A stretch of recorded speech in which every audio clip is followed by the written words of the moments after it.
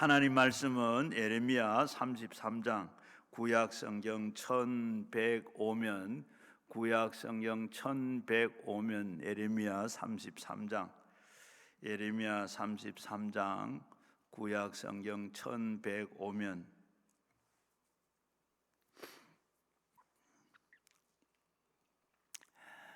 예레미야 33장 예레미야 33장 2절에서 예레미야 33장 2절에서 9절까지 한 목소리를 같이 읽겠습니다. 이를 행하시는 여호와, 그것을 만들어 성취하시는 여호와, 그 이름을 여호와라 하는 이가 이같이 이르시되, 너는 내게 부르짖어라. 내가 네게 응답하겠고 네가 알지 못하는 크고 은밀한 일을 내게 보이리라. 이스라엘의 하나님 여호와께서 말씀하시니라.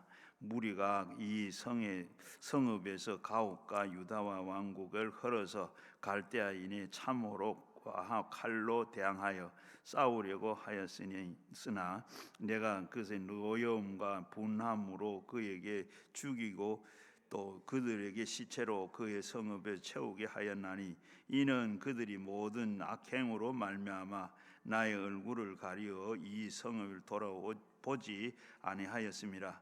그러나 보라, 내가 이 성읍에 치료하며 고쳐 낫게 하고 평안과 진실로 풍성함을 그들에게 나타낼 것이며, 내가 유다의 포로와 그 이스라엘의 포로로 돌아오게 하여 그로 처음과 같이 세울 것이며, 내가 그들을 내가 세운 범한 것은 그들에게 제하게서 정하게 하며 그들에게 내게로 범하며 행한 모든 것을 제약으로 사할 것이라.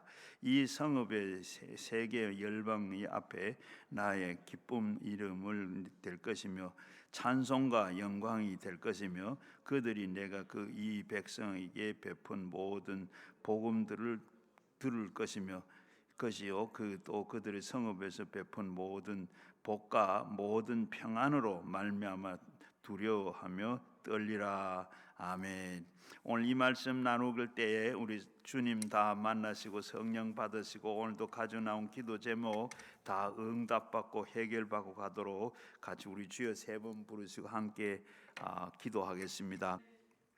오늘도 잘 오셨습니다. 오늘도 잘 오시고 주님 다 만나시고 가지고 나온 기도 제목들이 다 응답되어 가기를 주의 이름으로 축원합니다.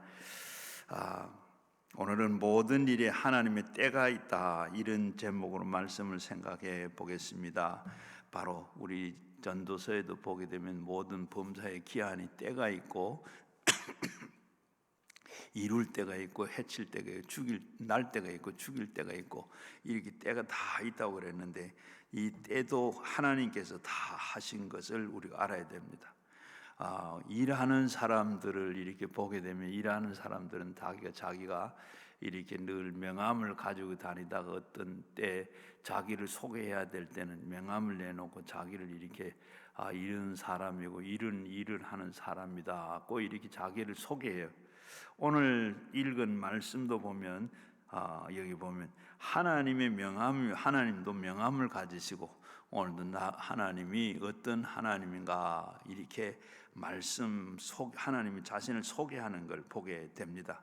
먼저는 보게 되면 바로 나는 일을 행하는 여호와, 나는 그 일을 성취하는 여호와, 이렇게 하나님은 자기를 이렇게 소개를 하고 있어요.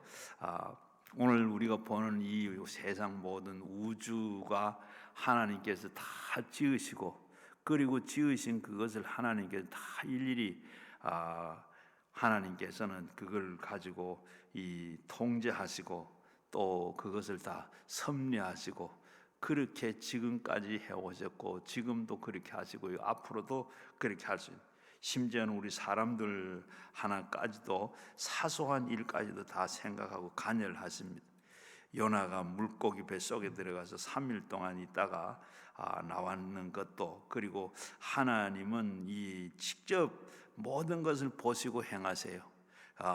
저 산에 있는 저 나무, 저 수많은 나무, 또 그 나무 봄이 되면 거기에 이파리 하나 다 피게 만들고 그걸 다 또 파랗게 만들어서 가을이 되면 단풍이 들게 하고 겨울이 되면 그게 다 떨어지도록 그렇게 만들어. 그리고 들에 있는 이 풀들도 이름 있는 거나 없는 거나 다 그렇게 파랗게 만들어서 때가 좀 시들어서 다 없어지고 만드는 이런 것을 보면 그런 것까지도 다 간섭하시고 저 산에 있는 나무, 저 수많은 나무, 저 잎사귀 하나, 그 많은 잎사귀 하나하나 하나님께서 그걸 다 간섭하시고 섭리하시는, 그러면서 그것이 잎이 피다가 다 이제 무성해 떨어지는 것 같이 이렇게 세상 모든 만사를 또 그리고 보면 하나님께서는 저 성경에도 보면 이 마태복음 6장에도 보게 되면 공중에 나는 새도 하나님께서 다 먹이시고 입히시고 들의 백합화도 그 모든 것 다 키우고 그리고 그렇게 화려하게 만든다 하는 이런 그 말씀을 다 보면 그 모든 것이 하나님께서 다 간섭하시는 거예요. 하나님의 섭리가 계시는 일은 다 성취하시는 여호와, 그리고 또 그것을 일을 만들고 성취하시고 일하시고 성취하시는 여호와인데 그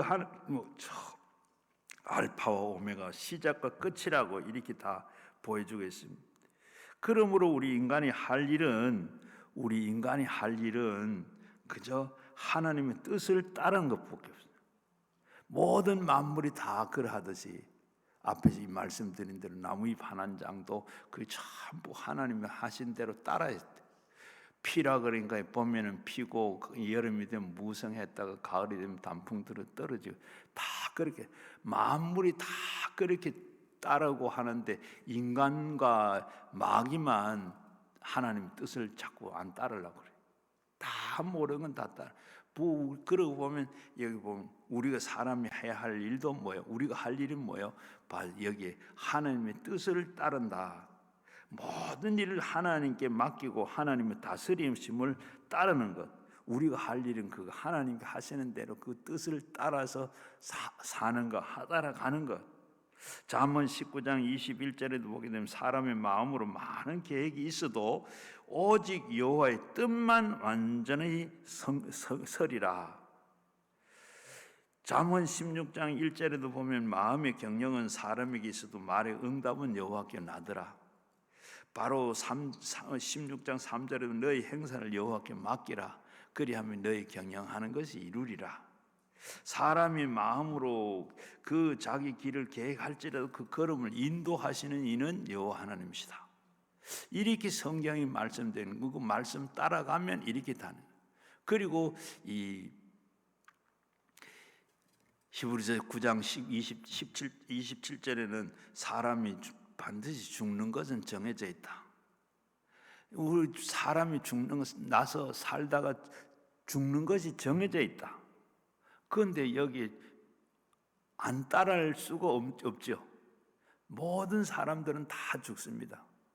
성경에 에녹과 엘야 외에 둘이는 다, 그 외에는 다 죽고 앞에 온 사람들은 다 죽었습니다. 이렇게 다 따라서 또 그리고 여기에 보면 하나님의 뜻에 우리가 따라야 될 것은 저는 요나를 보면서 참 우리가 뭐 하는 게 따를 수밖에 없다. 요나를 우리가 보면 어떻게 해요? 하나님이 요나를 보고 뭐라 그랬습니까? 넌 니느웨에 가서 복음을 전해라. 그렇게 하니까 요나가 생각이 뭐예요? 생각이 많았다 그러는데 생각이 뭐예요? 나는 그 원수의 나라가 망하는 길을 원하지 그들이 잘 되는 거 절대로 원치 않는다. 그래가지고 니느웨에 가는 배를 안 타고 다시스로 가는 배를 탔어요. 배를 타고 아주 잘 순풍이 불고 잘 갑니다. 그러면 그렇지 하고 갔는데 이게 웬일입니까? 바로 풍랑이 일어나가지고 결국은 이 풍랑이 누구 때문에 그러냐? 선장이 와서 다 차르자니까 바로 내 때문이라. 그래서 어떻게 하면 되겠느냐? 나를 바다에 던지라. 그리고 바다에 던지니까 어떻게 하나님께서 바로 물고기를 준비했다가 물고기 배를 타고 그냥 물고기 배 타면 고까지 보면 일단 이제 물고기 뱃속에 들어갔으니 어떻게 살겠어요? 그렇게 사는 것 그걸 건데 그 다음 보면 어떻게 물고기 뱃속에 들어 3일 동안을 기도했더라. 3일 동안에 기도했는데 그 다음에 물고기가 재채기를 했는데 툭 하니까 쑥 나와버렸어요. 나오는 떨어진 데가 어딥니까? 니누의 모래밭에 떨어졌어요. 그리고 하루길을 가져 복음을 전했습니다. 이걸 보면서 우리 인생도 똑같은 거 아니야? 하나님 계획하신 하나님의 뜻이 했는데 그게 우리 그 하나님 그대로 다 가는데 우리는 그걸 순종하고 가면 어떻게? 너희 여호와께서 그 길을 계획할지라도 그 걸음을 인도하는 자는 여호와다. 우리 생활을 가는 걸 인도하고 가는데 우리는 그게 자꾸 요나처럼 다른 길로 가려고 하니까 물고기 뱃속에 들어가서 3일 동안 기도하고 물고기들 고난을 당한 거예요. 오늘 우리도 마찬가지로 하나님께 순전 계획대로 뜻대로 쭉 가면 괜찮은데 우리가 지금 고난을 당하는 건 바로 요나가 물고기 뱃속에 들어가 불순종해서 물고기 뱃속에 들어가서 지금 훈련받고 기도하게. 하나님 오늘 지금 우리가 그런 것이 아닌가? 하나님 뜻대로 뜻에 맡기고 사는 것이 우리 모든 만물이 다 하나님 뜻에 맞춰서 하나님 뜻에 따라서 가는데 우리도 마찬가지. 그 뜻을 알고 그 뜻을 뜻대로 가야 돼.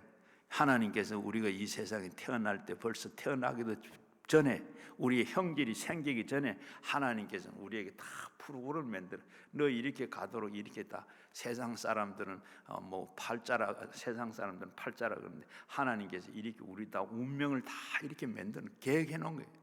그대로 가야 되는데 그대로 가지 않고 내 길로 가려 그러면 요나가 물고기 뱃속에 들어가서 고난을 당하는 것처럼 이렇게 된다는 거예요. 자, 여러분 우리가 이처럼 그래서 보면 오늘 에레미야가 하나님의 일하는 것을 앞서서 에레미야가 일하시는 하나님을 앞에서도 일을 하려고 합니다.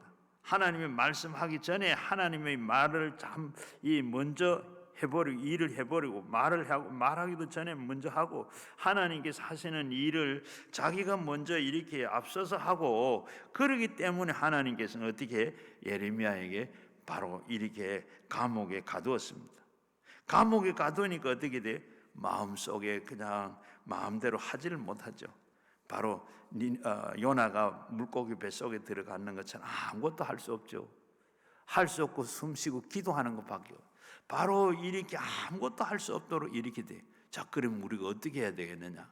오늘 3절에서 5절 말씀에 보면 너는 내게 부르짖으라 내가 네게 응답하기로 네가 알지 못하는 크고 은밀한 일을 내가 너에게 보이리라. 이스라엘의 하나님 여호와께서 말씀하시느니라. 무리가 이 성읍의 가옥과 유대 왕국을 헐어서 갈대아인의 참호와 칼을 대항하여 싸우려 하였으나 내가 나의 모든 노여움과 분함으로 그를 죽이고 그들에게 시체로 이 성읍에 채우게 하였나니 이는 그들이 모든 악행으로 말미암아 나를 얼굴을 가리어 이 성을 돌아보지 아니하였음이라.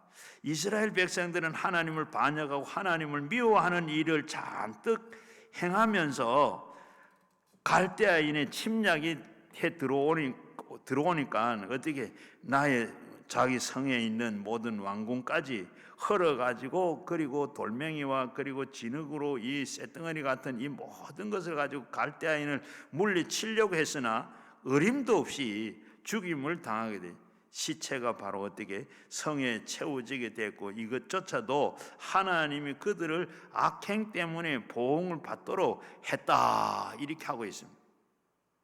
오늘 또 6절에서 9절까지 보게 되면 그러나 어떻게 했어요? 바로 내가 그 성읍을 치료하며 고쳐 낫게 하고 평안과 진실이 풍성하게 그들에게 나타낼 것이며 내가 유다의 포로와 이스라엘의 포로로 돌아오게 하여 그의 모든 처음과 같이 세울 것이며 내가 그들을 내 범한 그 모든 죄악에서 정하게 하여 그들로 내게서 범하며 그리고 행한 모든 죄악을 사할 것이라.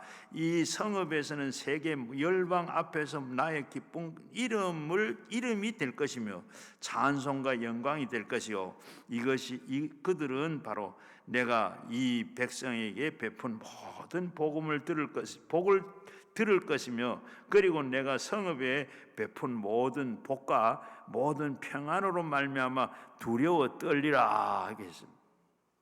하나님의 그 원하시는 대로 이 성이 멸망시켰으나 어떻게 또 하나님은 원하시면 그 성읍의 모든 재건하고 그리고 세상이 보고 칭찬을 하고 두려워 떨 것이라고 이렇게 말하고 있습니다.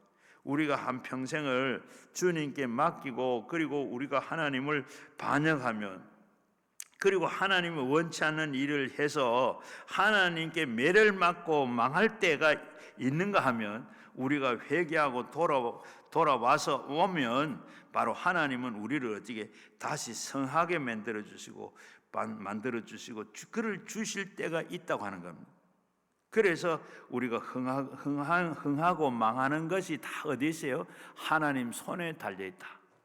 우리가 흥하고 망하는 것이 하나님 손에 달려 있어. 그래서 우리는 어떻게 젊을 때는 하나님의 말씀도 하시지도 않았는데 우리가 하나님 앞에서 막 행할 때가 있습니다. 하나님이 천천히 해도 우리가 앞서 뛰어갑니다. 그러나 나이가 들고 이렇게 보게 되면 그리고 이제 하나님께서 이 모든 것을 하시는 것을 가만히 앉아서 보게 되면 모든 일이 하나님이 하시는 것을 우리가 깨달을 수가 있어요. 그리고 우리가 할 수 있다고 생각할 수 있는 일조차도 어떻게 세월이 지나고 나이를 먹으면 하나님의 일하시는 것을 우리가 알 수가 있습니다. 그래서 우리는 하나님 앞에서 뭘 해야 돼? 부르짖어야 된다. 우리가 할 일은 하나님의 뜻을 바라보면서 하나님이 하나님이 일하시는데 우리는 하나님 앞에 하나님이 일하시도록 뭘 해야 되는가? 부르짖어야 된다. 무엇을 하기 전에 하나님께 부르짖으라. 하나님께 부르짖지 않고 미리 나가지 말고 하나님께 외쳐라. 뭘 외칩니까? 하나님 앞에 죄악을 회개하는 거예요. 하나님 앞에 제일 하나님 미워하는 게 하나님이 제일 싫어하는 게 뭐죠? 죄입니다. 아담 하와가 하나님께 하지 말라는 것을 했기 때문에 쫓겨나게 됐고 저주가 들어오게 되고 가난이 들어오게 되고 정죄를 받아서 어떻게 죽게 됐습니다. 제가 하나님과 사람 사이에 갈라놓고 사람을 파멸시키기 때문에 하나님은 나와서 제일 먼저 해야 될 것이 뭐냐? 죄를 큰 소리로 회개하는 겁니다. 이사야 59장 1절에서 2절을 보게 되면 하나님은 손이 짧아서 우리를 구원하지 못하는 것도 아니고 귀가 둔해서 듣지 못한 것도 아니고 오직 너희 죄악이 너희와 하나님 사이를 이렇게 갈라놓았다. 그리고 너희 죄가 그의 얼굴을 가려서 너희가 듣지 않게 함이니라. 우리 앞에 하나님 앞에 죄라는 것이 있어가지고 우리 앞에 가려가지고 우리가 하나님이 이 귀가 없어서 손이 없어서 짧아서 구원하지 못한 것도 아니고 귀가 없어 듣지 못한 것도 아니고 하나님과 우리 사이에 큰 이 사이를 갈라놓고 또 그런가 하면 그 앞에 큰 죄라고 하는 이 벽을 쌓아가지고 듣지도 보지도 못하도록 이렇게 했다. 그래서 내가 하나님 앞에 죄를 숨기지 아니하고 자백하면 하나님은 만날 수가 있습니다. 하나님과 같이 계시면 홍수가 나도 홍수가 우리를 멸하지를 못합니다. 시편 66편 18절에도 보면 내가 나의 마음의 죄악을 품었으면 주께서 듣지 아니한다고 했습니다.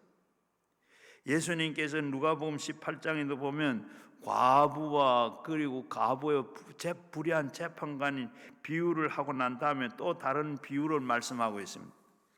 바로 두 사람이 성전에 와서 기도하러 갔는데, 바로 하나는 세리요 하나는 바리새인입니다.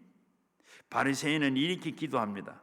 하나님께서 나는 다른 사람과 같이 불의와 또 간음과 그리고 사람들 그렇게 행하는 사람들과 같이 아는 것을 않고, 또 우린 여기 있는 세리와 같이 않게 된 것을 감사합니다. 나는 일에 2번씩 금식을 하고 그리고 11조를 꼬박꼬박 나는 잘 내는 사람이다. 하나님 앞에 이렇게 다 어떻게 자기 자랑만 했습니다. 그러나 세리는 어떻게 했어요? 감히 눈도 들지를 못하고 하나님 앞에 나와서, 그리고 나는 참 가슴을 치면서 이렇게 말합니다. 하나님은 나를 불쌍히 여기소서, 나는 참 죄인입니다. 이렇게 기도를 해요. 여러분, 사람들은 어떻게, 사람들이 많이 모이면 어떤 사람은 대단히 자기 자랑을 많이 하는 사람들이 있습니다. 내가 이렇게 했습니다. 나는 이런 일을 해놓았습니다. 그리고 나는 좋은 일을 많이 했습니다. 그리고 어떤 사람은 어떻게 해요? 나는 참 잘못한 것이 너무 많아서 자랑할 것이 하나도 없습니다. 고개를 푹 숙이는 사람도 있습니다. 그런데 예수님은 모두 다 이 예상을 바로 깨뜨려 놀라운 결론을 내렸습니다. 내가 너에게 이르노니 이는 저 바리새인이 아니고 이 사람을 의롭다 하심을 받고 그의 집으로 내려갔다. 누가복음 18장 14절의 말씀. 자기 자랑만 잔뜩 해놔 놓고 그리고 내려가는 사람은 의롭다 함을 받지를 못했으나, 그러나 하나님 나는 불쌍히 여기신 나는 죄인입니다 하고 하늘 들지 못하고 기도했던 그 세리가 바로 이 하나님 앞에 의롭다 하고 의롭다함을 받고 돌아갔다고 했습니다. 자신의 의로움을 내세웠던 이 바리새인이 아니라 겸손한 마음으로 회개한 이 세리가 바로 의롭다함을, 세리는 응답을 받고 내려갔습니다. 하나님 앞에서 우리도 마찬가지입니다. 요한 1서 1장 10절 말씀에도 만일 우리가 범죄하지 아니하였다 하면 하나님의 거짓말하는 이로 만드는 것이라, 또 이 그의 말을 우리 속에 있지 아니하리라 말씀합니다. 그러므로 우리가 하나님 앞에서 나는 죄가 없습니다 말할 사람이 아무도 없습니다. 하나님 앞에서 회개할 때 은혜를 맛보게 됩니다. 그리고 하나님 앞에서 주님 나는 죄가 없습니다, 저 사람이 나보다 더 죄를 많이 지었습니다, 그렇게 할 수 있는 사람이 없습니다. 왜냐하면 적은 죄도 죄고 큰 죄도 죄입니다. 죄와 이 죄는 뭐와 같으냐? 돌멩이를 물에 던지는 것과 같습니다. 연못에 적은 돌을 던지면 어떠죠? 퐁당하고 그냥, 그리고는 깔아앉습니다. 큰 돌을 가지고 연못에 던지면 어때죠? 풍덩하고는 어떻게죠? 그것도 역시 깔아앉습니다. 크나 작으나 돌멩이는 연못에 던지면 깔아앉아요. 우리 예수님께서도 마찬가지입니다. 하나님은 우리를 내동댕이 쳐서 치는 것은 적은 죄나 큰 죄나 차별을 두지 않습니다. 죄는 다 같이 죄입니다. 그러므로 적은 죄인도 예수님의 보혈을 의지해야 되고, 큰 죄도 죄 지은 자도 역시 예수님의 보혈을 의지하고 용서를 받을 수 있습니다. 우리가 또 이 죄를 회개할 때 마음에 뜨거운 소명을 가지고 회개해야 되는 겁니다. 그가 지나가는 말로 잘못했습니다, 하나님 굿바이, 이렇게 하는 게 아닙니다. 하나님 앞에 우리가 회개하고 하나님 앞에 잘못했을 때 이렇게 하는 게 아니고 마음에 뜨거운 마음을 가지고 진실한 마음을 가지고 해야 합니다. 빌립보서 2장 13절에도 보게 되면 이런 말씀이 있어요. 너희가 내 안에 행하시는 이는 하나님이시니 자기의 기쁘신 뜻을 위하여 너에게 소원을 두고 행하게 하시니라. 마음에 정말로 원한을 가지고 하나님의 용서를 받고 하나님의 품에 안기기를 위해서 기도해야 바로 기도의 응답이 된다는 겁니다. 하나님께 기도할 때 우리는 성급하게 기도하면 안 됩니다. 하나님은 때가 있다고 그러는데 하나님이 우리는 기도하되 응답은 누가 해요? 하나님께서 하십니다. 하나님은 그저 막 할 때 우리가 급하게 할 때도 하나님 들을 때도 있지만은 그러나 하나님은 때가 되어서 볼 때 야고보서 5장 11절에도 보게 되면 보라 인내하는 자는 우리에게 복되다 하나니 너희는 욥이 인내를 들었고 또 주께서 주신 결말도 보았느니라. 주는 가장 자비로우시고 긍휼히 여기시는 자신이라. 하나님의 시간은 우리의 시간과 같지 않습니다. 우리는 굉장히 급한데 하나님은 응답하시지만은 그러나 어떻게 하나님 우리의 진실성을 들여다볼 수 있기 때문에 바로 하나님께서는 우리가 너무 급하게 할 게 아니다. 아무리 기도해도 응답이 안 해주는 것 같지만은 어떻게 우리가 끝까지 기도 않고 참으면 하나님께서는 응답해 주시는 겁니다. 급하게 서두르면 안 됩니다. 누가복음 18장에도 1절에서 8절에 보게 되면 과부와 불의한 재판관의 이야기가 나오죠. 예수님께서 그들에게 항상 기도하고 낙심하지 말아야 할 것을 비유로 말씀하시면서 그리고 어느 도시에 하나님을 두려워하지 않고 사람들도 무시하고 그리고 하는 그런 재판관이 있었는데 그 도시에 한 과부가 있어서 자기의 가지고 그 원수에 대한 원한을 풀어달라고 이렇게 했다. 그가 어떻게 얼마 동안은 듣지 아니하다가 후에 속으로 생각하되 내가 하나님을 두려워하지 아니하고 사람도 무시하고 과부도 그리고 번거롭게 하니 내가 어느 원한을 풀어줘야 되겠다. 그러면서 늘 와서 괴롭히는. 그렇지만 그렇지 않으면 늘 와서 나를 괴롭게 할 거다. 여기서 한 과부가 있었다는 말은 이 과부의 대표적인 이 왜 과부라고 했느냐? 과부는 외롭습니다. 바로 남편도 없고 그리고 주변에서 도와줄 사람도 없고 외로운 사람. 그래서 억울한 일을 당해도 편들어 줄 사람도 없고 그리고 도와주는 사람도 없으니까 바로 하나님께 가서 원한을 가지고 기도해야 될 때 그 비유로 이렇게 하나님을 모르고 사는 두려워하지 않는 재판관을께 나갔다 이렇게 하고 있습니다. 내 원수에 대한 원한을 갚아 주시옵소서.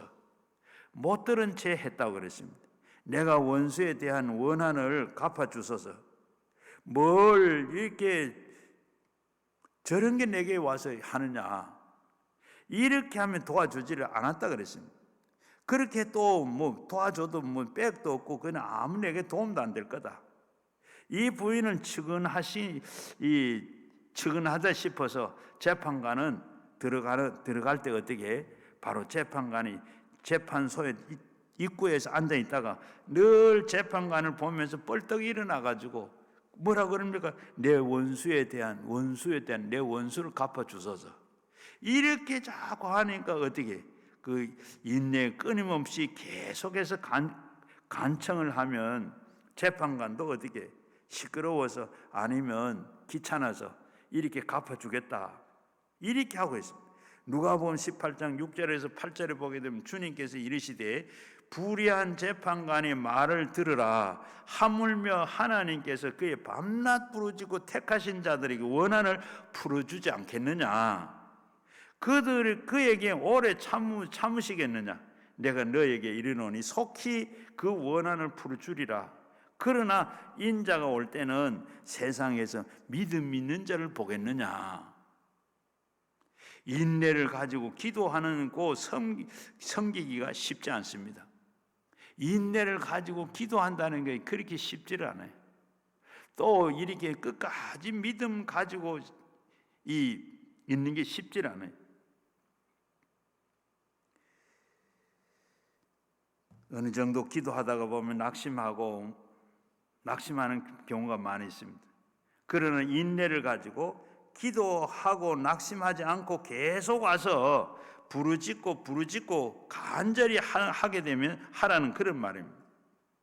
뒤로 물러서지 말고 늘 하나님 앞에 간구하되 마음에 간절한 소원을 가지고 오래 인내하며 기도해야 된다는 이야기입니다.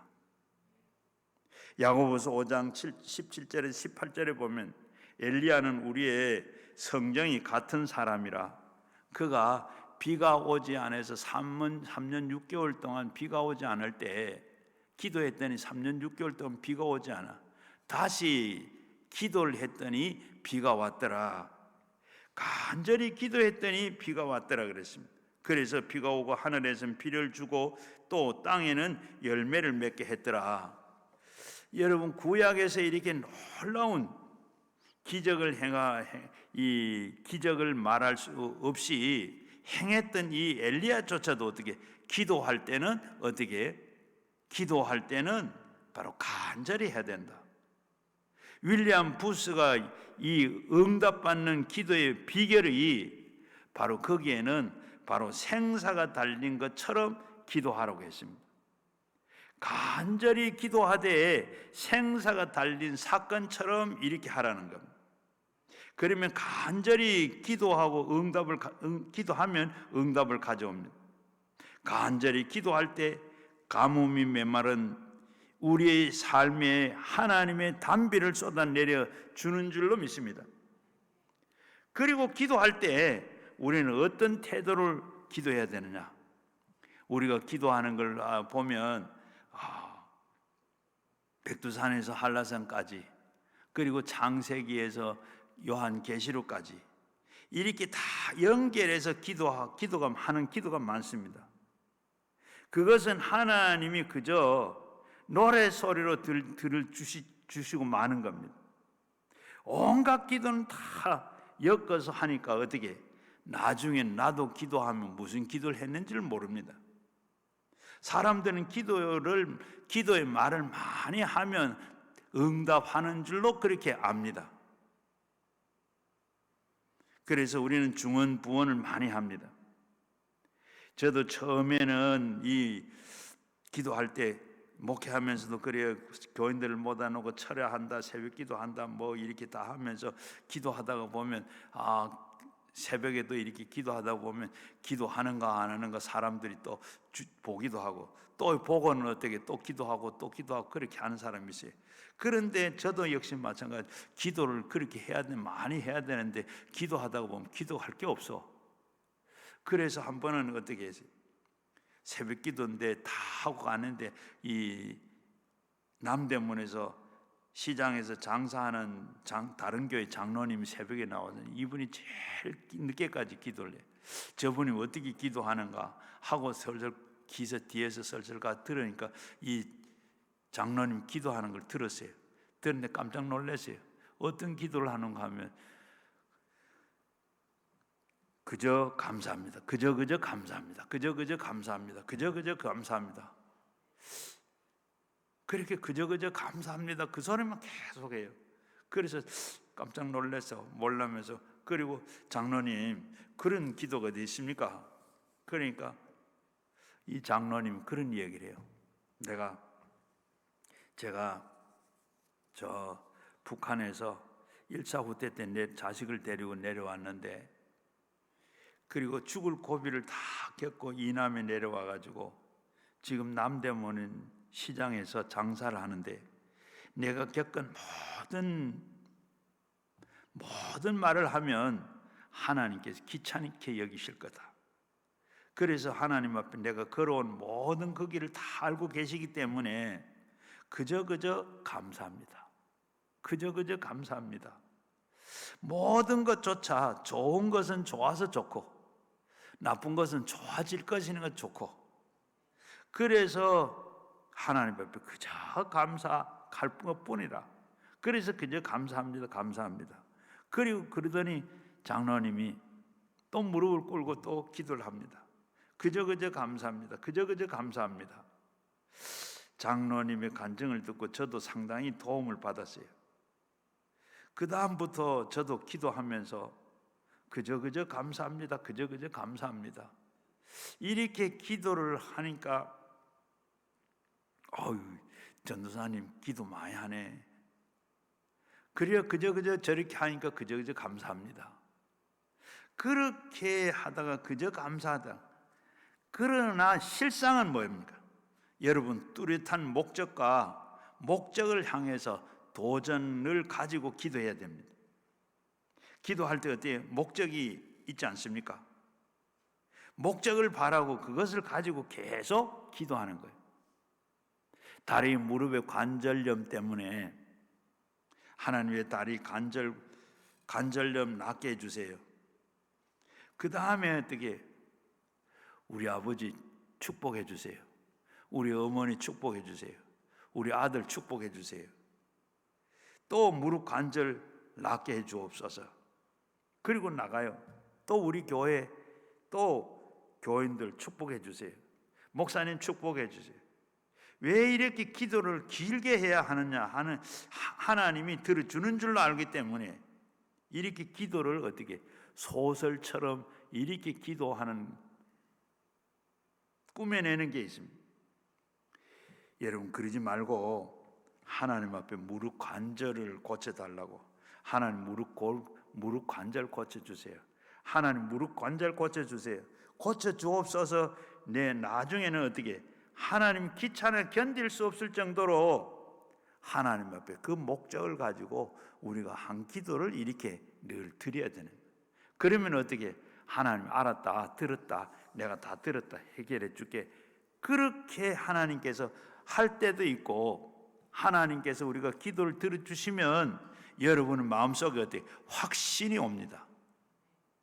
보통 것이 아니라 이제는 낫게 해주겠다. 확신이 어떻게 여름에 더위가 밀려오는 것처럼 내 마음에도 이렇게 마음속에 다가오는 것. 그러면서 평화가 오기도 하고 마음의 불안이 다 없어지고 밍밍하지도 아니하고 그저 마음이 편안해지고 그리고 걱정이 싹 사라지고 그리고 마음에 평안이 옵니다. 또 그리고 그러면 우리 마음속에 어떻게 참 웃음이 와요. 또 그리고 기쁨이 옵니다.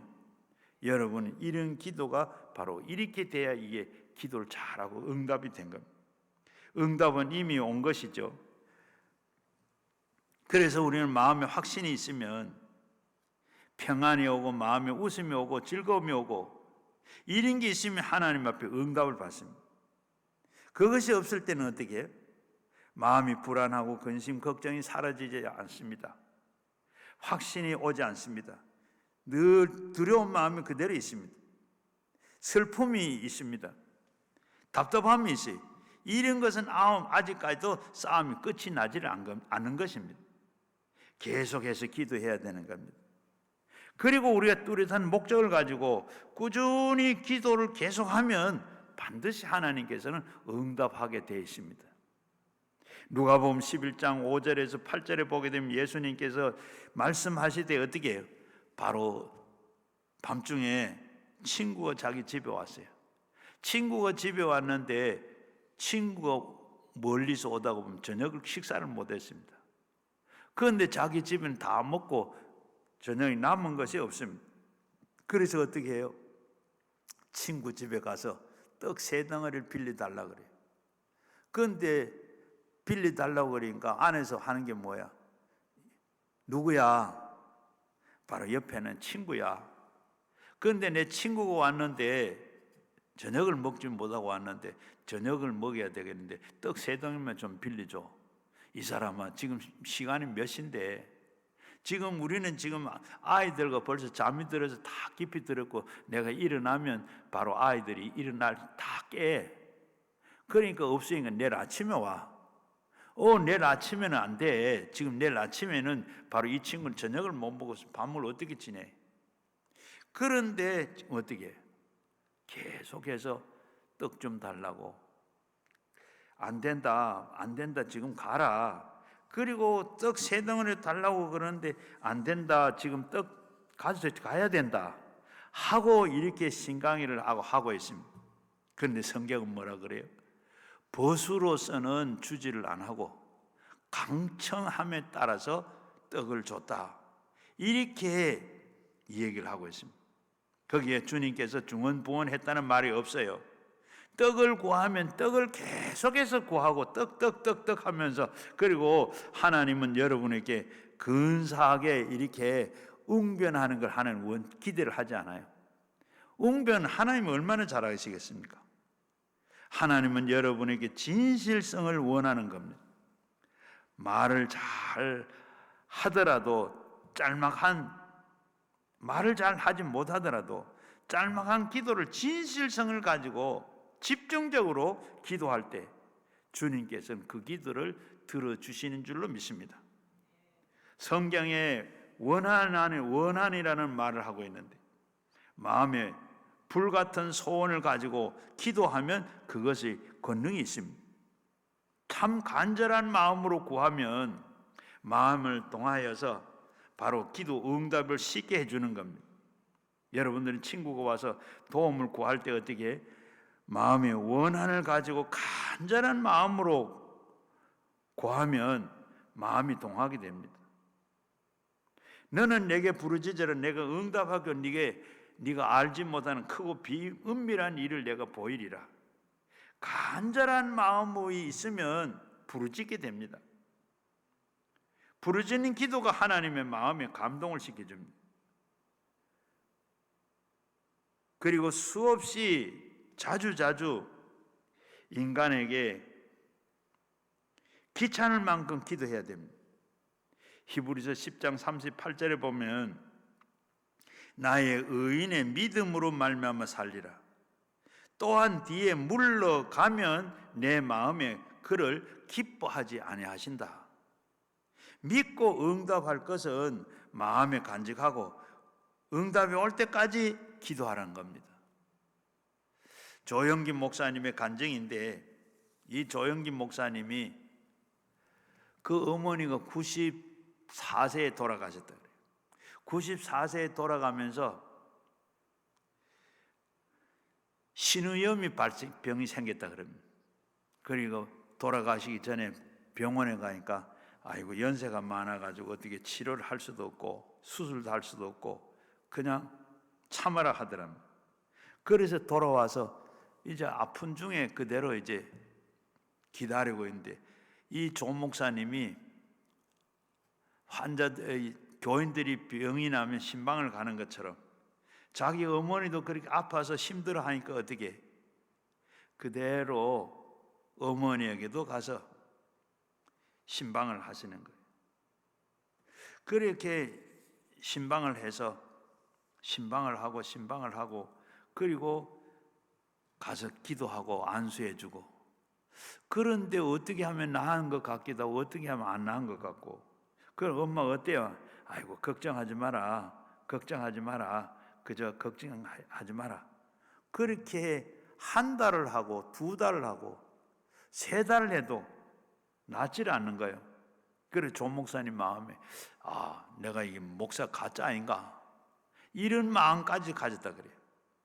그래서 6개월이 넘어가지고 정 견디지 못하겠어, 뿌리를 뽑아야 되겠다. 그래서 어머니를 보고, 그날은 오늘 어머니 기도를 길게 할 거니까 편안하게, 다리 아프지 않고 편하게 앉으세요. 그리고 하나님 앞에 기도를 했다 그럽니다. 그렇게 기도를 하면서 하나님, 우리 어머니 신유염 고쳐주세요.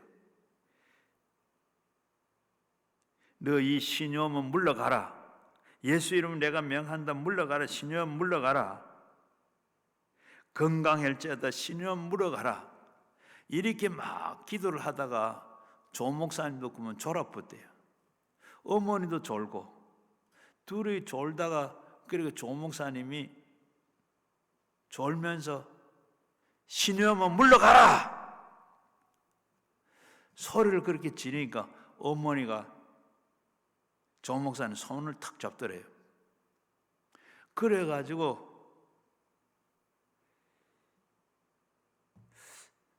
이제 됐다 이제 다 나았다. 뭐가 됐어요? 그건 내가 조금 전에 꿈을 꿨는데 방금 꿈을 꿨다. 무슨 꿈을 꾸셨는데 네가 잔디밭에 가더니 잔디를 이렇게 다 손을 붙잡고 잔디를 뽑혀라 그렇게 막 하는데 잔디가 잘 뽑히지도 않고 떨어지기도 하고 그렇게 찍찍찍 뿌리가 붙어가지고 안 뽑히더랍니다. 그래 큰 소리로 바로 잔디야 뽑혀라 하니까 잔디가 하면서 뿌득 하는 소리와 함께 조 목사님이 그걸 뽑히니까 그냥 뒤로 잡아졌대요. 그리고 손에서 보니까 잔디가 뽑혀 있더랍니다. 그래가 바로 이 내 병이 잔디가 아니냐. 그래서 조 목사님 생각이 할머니가 참 나이가 많으시더 이제 노망하는가 보다. 그렇게 생각을 했대요. 그리고 그 다음에 신방을 또 가려고 아침에 어때요? 하고 전화를 하니까 이제 올 필요 없어. 다 나섰다. 그 다음부터 신방을 안 갔대요. 그 신방도 안 가시고 기도도 안 하고 그리고 그 다음부터 참 이 굉장한 인상적인 간증이었는데 그 다음부터 이 조 목사님 어때요? 절대로 기도하다가 이렇게 물러가지 않았다 그럽니다. 한 번 기도해가지고 성도들이 기도해도 낫지 않고 하면 그를 포기하지 않냐고 끝까지 그저 나을 때까지 기도했다. 마치 나무 뽑는 것 같아요. 제가 이 아침에 새벽에 여기 등산을 가는데 저 비가 많이 와서 한 군데 가면 한 지점은 길이 없어져 못 가요. 그래서 이 산으로 우회해가 올라가야 돼. 가다가 보면 나무가 하나 앞에 또 길 가운데 떡 막아. 그게 없으면 좀 쉽게 가겠는데 나무가 가로막아 있어요. 참 가기가 힘들어. 그래 이거 없애야 되겠다고 흔들어 봤어요. 흔드니까 아무리 흔들어도 꿈쩍도 안 해요. 그런데 갈 때마다 흔들고 했더니 어떻게 흔들고 하니까 지난 가을에는 좀 흔들거려요. 곧 넘어갈 것 같아. 그래가지고 힘을 줘가지고 매달리고 그 다음에 그러니까 조금 넘어갔어요. 그 다음 날 가가지고는 어떻게 그걸 막 진짜 올라가던 거 등산하는 마음으로 그냥 막 땡기고 올라탔어요. 올라타니까 부지직하고 부러져 보더라고.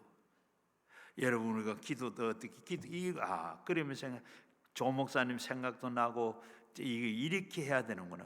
중간에 안 넘어간다고 할 게 아니라 그렇게 흔들고 하면 결국 넘어가더라. 조 목사님은 어머니의 치료를 하기 위해서 응답을 받고 난 다음부터는 끈질기게 인내를 가지고 기도하는 방법을 배웠다 그럽니다.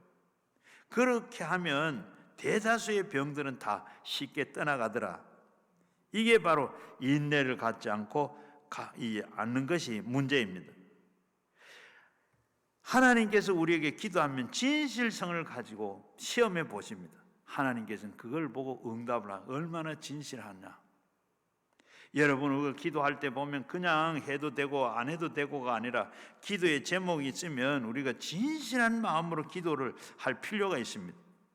이것을 우리가 시험해 봅니다. 시편 40편 1절에도 2절에 보게 되면 내가 여호와를 기다렸더니 귀를 기울이사 나의 부르짖음을 들으셨도다. 내가 길을 막힐 웅덩이와 수렁이 기가 막힐 웅덩이와 수렁이의 끊임에 올리시고 내 발을 반석 위에 두사 그 걸음을 견고케 하셨다.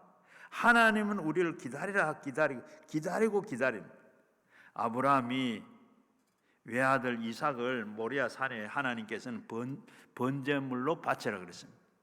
번제로 바치라 그러니까 아들을 드리러 갑니다. 아브라함의 생각도 어떻게 하나님 정말로 제물로 드리려 할 것인 아닐 것을 믿었어요. 그러면서 아들 드리러 갑니다. 그런 생각을 가지고 데리고 하늘길을 가요. 이틀 길을 가요. 사흘 길을 가요. 모리아 산에 다 갔습니다. 산 안에 올랐을 때 여기에 3일 길을 갔는데 이 3일 길을 갔는데 굉장히 먼 길 같으나 실제 우리 가보면 어떻게 그저 몇 시간이면 1시간 반이면 충분하게 빨리 가면 1시간 반 정도. 그리고 노인들이 걸어가도 힘들어 가도 한나절이면 갈 수 있는 그런 거리예요. 그런 거리를 3일 길을 갔다. 발걸음이 안 떨어져 못 간 거죠. 그런데 뭐 어떻게 그 아들 이삭의 아버지에게 뭐라 그래요? 아버지, 지금 제사를 드리러 가면서 양을 잡을 칼도 있고 또 그리고 장작도 있고 그리고 불도 있는데 제물인 양은 어디 있습니까? 정말로 아브라함은 보통 사람 같았으면 어떻게 털썩 주저앉았을 겁니다. 그런데 아브라함은 뭐라 그래요? 그래, 여기에 제물을 잡으려 칼도 있고 장작도 있고 불도 있는데 제물은 하나님이 알아서 준비하실 것이다. 그래가지고 어떻게 다 올라갔어요. 둘이 힘을 합해서 제단을 만들었습니다. 장작을 펴놓았습니다. 그 다음에 칼을 잡고 있는 아브라함이 칼을 잡고 아들을 봅니다. 참 제물이 어디 있느냐? 앞에서 네가 제물이다 그 말 못하고 하나님이 준비했을 것이다. 그러면서 아들을 쭉 봅니다. 아들을 보면서 올라가서 제단을 다 만들고 난 다음에 그 아들을 보면서 보니까 어떻게 눈물이 주룩 흐르고 그때 아버지가 하는 말이 얘야, 제사를 드릴 제물은 바로 너다. 하나님이 너를 제사로 드리라고 했다. 너를 잡아서 제사를 드리려 했다. 그러면 보통 아이 같으면 어떻게 했어요? 이 말을 듣자마자 어떻게 아버지 미쳤어요? 아버지 나 먼저 갑니다 하고 아마 내려갔을 겁니다. 그런데 이 이삭은 어땠어요? 내려가지도 않고 자기가 쌓아놓은 그 제단 위에 털썩 주저앉았습니다. 그러면서 하는 말이 뭐예요? 아버지, 하나님이 나를 제물로 삼으려고 하셨으면 아버지 그렇게 해야죠. 바로 이 이삭은 스스로 제물이 되어서 그곳에 바치기를 원했습니다. 아버지는 눈을 부릅뜨고 칼을 들어서 제물을 잡을 때는 이 동맥인 목에다가 칼을 쳐요. 칼로 치는데 이 아버지가 지금 칼을 들어서 목을 치려고 드는데 그때 어떻게 해요? 어디서 아브라함아 그 아들 손대지 마라. 손대지 말고 아무것도 하지 마라. 네가 독자 이삭을 사랑하는 것을 마다하고 나를 순종한 걸 내가 보고 네가 나를 사랑하는 것을 내가 알았다. 네가 경외하는 것을 알았다 하시고 여호와 이래 수양을 준비하신 하나님. 여러분 이것은 바로 사랑하지 않고는 이런 일을 하지를 못합니다. 사랑은 증거가 있어야 됩니다. 아무 증거가 없이 입술로만 사랑합니다. 안 하는 것보다는 낫겠지만은 별로 힘이 없습니다. 사랑에 대한 증거가 있어야 돼요. 그래서 하나님께서는 아브라함을 사랑하시고 이삭을 사랑하시고 그 아들을 창대하게 한 이유가 여기에 진실성을 보여줬기 때문입니다. 저 사람은 참 하는 기도가 진짜다. 자기의 이익이 되면 하고 손해가 되면 안 하는 진실성이 없는 기도가 아니라 하나님을 그것을 다 알아서 보십니다.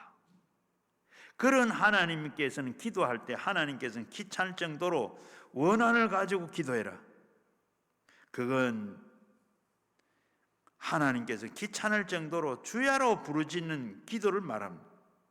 그러면 원한은 하나님께서 속히 풀어주실 것이다. 16세기의 종교 개혁자 존 녹스는 기도의 사람입니다. 영국의 여왕 메리어 여왕이 열렬한 가톨릭 신자였습니다. 수많은 개신교 지도자들과 그리고 성도들을 처형시키고 그리고 화형시키고 했던 피해 여왕으로 불려졌습니다. 그런데 스코틀랜드의 이 영적 지도자 존 녹스는 메리 여왕과 대결을 합니다. 그를 위해서 기도했습니다. 메리 여왕은 마침내 어떻게 스코틀랜드 전역의 개신교 신자들과 신자들을 죽이라고 명령을 내렸습니다. 그날 밤에 녹스는 자기의 서재에 들어가서 피를 토하는 그런 심정으로 주님께 부르짖었습니다. 하나님이여, 바로 이 스코틀랜드를 내게 주시옵소서. 그렇지 않으면 내 생명을 거두어 가시옵소서. 하나님의 간섭을 안 하면 메리 여왕이 스코틀랜드의 개신교 모든 자들을 다 개신교 신자들을 다 죽입니다. 그러면 스코틀랜드가 바로 어떻게 되며 내가 스코틀랜드를 내가 주시든지 내 생명을 거두어 가시든지 피를 토하는 이런 기도를 드렸습니다. 하나님이 그러면서 죽을 때 그러면서 이 응답을 했는데 메리 여왕이 갑자기 중병이 걸려가지고 죽게 됐습니다. 그러면서 그는 죽을 때 유언을 남기면서 이런 말을 했어요. 한 사람 존 녹스의 기도가 100만 명의 군대보다 더 나는 무섭다. 메리 여왕은 존 녹스의 한 사람 때문에 기도가 100만 대군보다도 무섭다 하면서 죽었습니다. 그래서 존 녹스는 바로 기도 때문에 스코틀랜드가 망하지 아니하고 그리고 개신교 신자들이 목숨을 건지고 종교 개혁을 이루게 됐습니다. 그러므로 여러분들은 우리도 다 피 맺힌 기도가 반드시 하나님께서 응답하신다.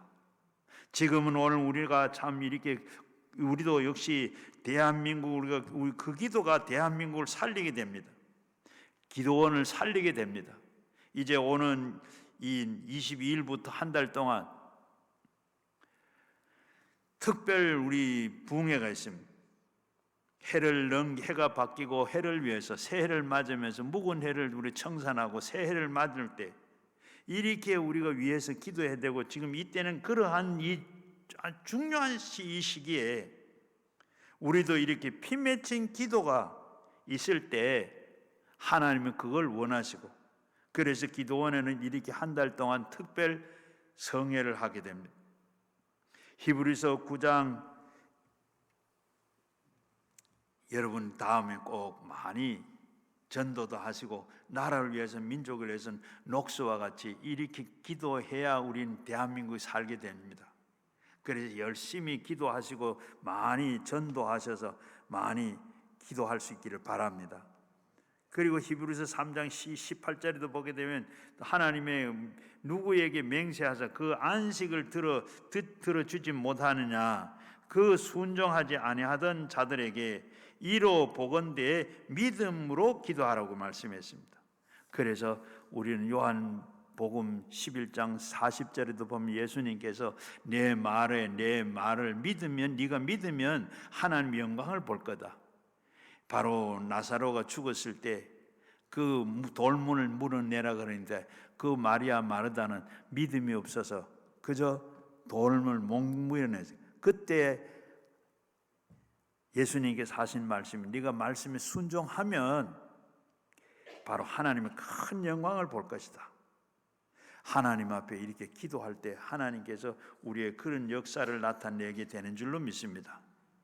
바로 그리고 이 미국의 세계적인 부호 록펠러는 처음으로 친구의 이 게임에 빠져가지고 금이 나오지 않는 폐강을 돈을 다 끌어모아서 샀습니다. 그리고 아무리 파도 돌멩이면 나오지 금은 나오질 않았어요. 그래서 자기가 사기를 당한 줄 알고 그렇게 알면서 하나님 앞에 기도했습니다. 그렇게 월급을 주지 못하니까 바로 이 인부들이 막 그냥 폭도가 됐습니다. 그러나 너무 좌절이 됩니다. 그래서 하나님 앞에 이렇게 기도했어요. 하나님 아버지, 내가 예수 믿는 그 처음부터 첫날부터 11조를 드리고 성수주의를 드리고 내가 한 번도 이 주의를 범한 일이 없고 그리고 11조를 떼먹은 일도 없습니다. 주님을 섬기며 왔는데 이런 일이 왜 제게 있습니까? 친구의 게임에 빠져서 폐강을 사서 돌멩이만 나오고 금덩어리 하나도 나오지 않는데 어떻게 됐습니까? 그렇게 기도하니까 마음속에 하나님께서 지금 더 팔아, 조금만 더 팔아. 이제 팔 여력도 없습니다. 아무리 파도 금은 나오지 아니하고 금이 나올 가능성이 없는데요. 의심을 극복하고 내가 시키는 대로 좀만 더 팔아. 그래가지고 폐강을 그저 빚을 더 내가지고 이 폐강을 이제 더 팔라고. 그러니까 사람들이 모두 저 사람 완전히 다 미쳤다, 환장했다, 망하려고 지금 영 돌았다 이렇게 다 하는데 하나님 음성인 줄 알고 그리고 인부들에게 조금만 좀 기다리고 조금만 더 팔아. 그래가지고 좀 더 팠는데 어떻게 어느 날 파니까 거기에 금은 안 나고 시커먼 물줄기가 푹 솟아올랐어요. 그래서 그걸 보니까 뭐예요? 금이 아니라 물이 아니라 바로 석유였습니다. 그래서 록펠러는 바로 석유 왕이 됐고 그리고 미국에서 최대에 가는 부자가 됐습니다. 절망의 동굴이 어떻게 축복의 터널로 이렇게 변화됐어요. 하나님 앞에 기도할 때 원래 이때까지 여러분들 이때까지 살아온 것이 우리도 역시 이렇게 절망의 동굴이 살고 보니까 이렇게 됐어요. 그런데 오늘도 기도해서 축복의 터널을 통과하는 여러분 되시기를 주의 이름으로 축원합니다.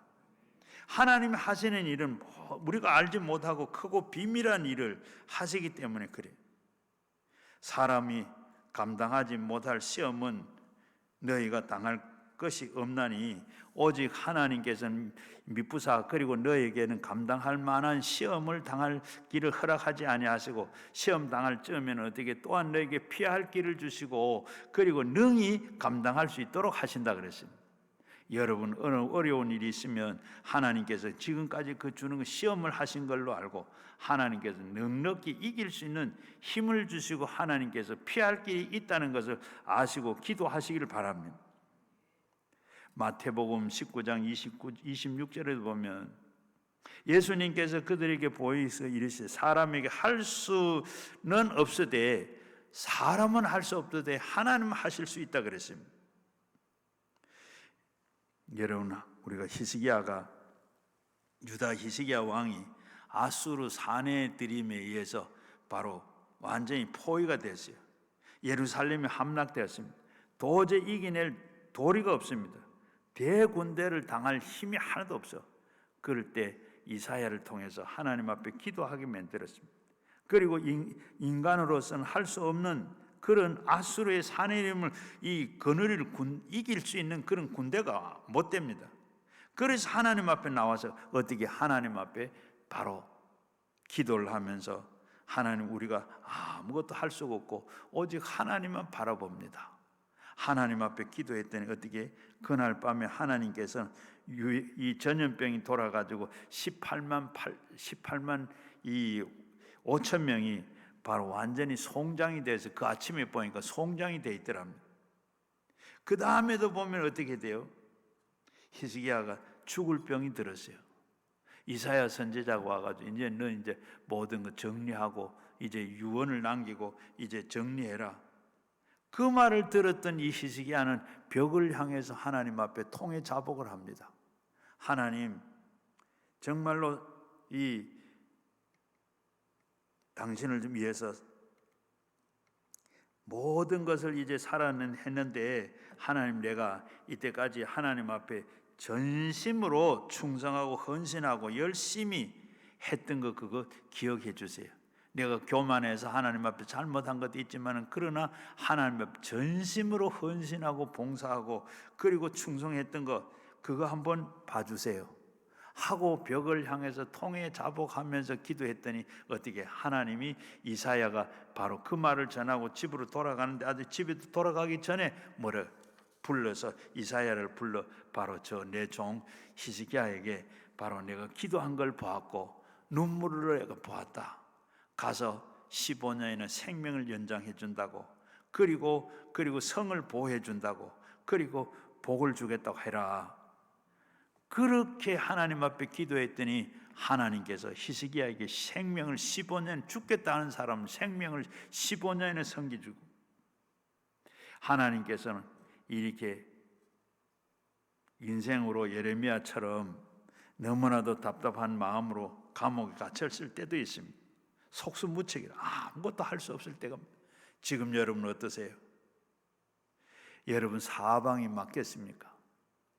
앞으로 갈래 앞으로 갈 수도 없고 뒤로 갈래 갈 수도 없고 돌아설 수도 없어. 이스라엘 백성들이 애굽에서 나와서 가나안 땅을 가는데 앞에는 홍해가 가로놓여 있고 뒤에는 애굽의 군대가 왔고 그때 백성들이 원망합니다. 왜 우리가 애굽에서 죽을 데가 없어서 여기에 사막에 와서 죽게 만드느냐. 모세는 뭐라 그래요? 하나님 앞에 기도하고 하나님께서 오늘 우리를 어떻게 구원하는지를 봐라. 그리고 이 쫓아오는 저 사람들은 영원히 보지 못할 것이다. 그리고 하나님께서 저 지팡이를 내밀어라. 홍해가 갈라졌어요. 이스라엘 백성들은 다 건너고 건너자마자 따라오던 애굽의 군대는 다 수장됐습니다. 하나님 앞에 기도하면 은밀한 비밀을 다 보여. 하나님께서는 이미 홍해 밑에 신장로를 만들어 놓으시고 하나님께서 이스라엘 백성들 무사히 건너가게 했어요. 르비딤에 갔을 때 거기 아주 르비딤에 가니까 아말렉 군대를 만나게 됩니다. 그들은 아주 호전적이고 아주 그들은 전쟁 준비를 해놓고 있었습니다. 그런데 다 이스라엘 백성은 다 죽습니다. 모세는 어떻게 하나님 앞에 바로 저 여호수아는 군대를 만들어 싸워라. 모세는 산에 올라가 기도합니다. 손을 들고 기도하면 이스라엘이 이기고 내려오면 아말렉이 이기고 하나님께서 이렇게 기도할 때 하나님께서 이런 기적이 바로 능력이 나타나게 됩니다. 이스라엘 백성들의 이스라엘 군대에게는 일당 1000을 만을 할 수 있는 능력을 주셨어요. 하나님께서 이렇게 비밀한 일을 하나님께서 기도할 때 다 감춰 놓으시고 하는 줄로 믿습니다. 하나님 앞에 우리는 이것을 다 깨닫고 예레미야처럼 시위대 뜰에 감춰 아무것도 할 수 없습니다. 인간의 수단 방법은 하지 말고 속수무책으로 갇혀 있을 때 하는 건 뭐예요? 기도하는 것밖에 없어요. 지금 내가 할 수 있는 것은 아무것도 연말을 보내면서 이 해를 보내면서 이제는 뭔가 해놓은 것 같은데 아무것도 한 것도 없고 할 것도 없습니다.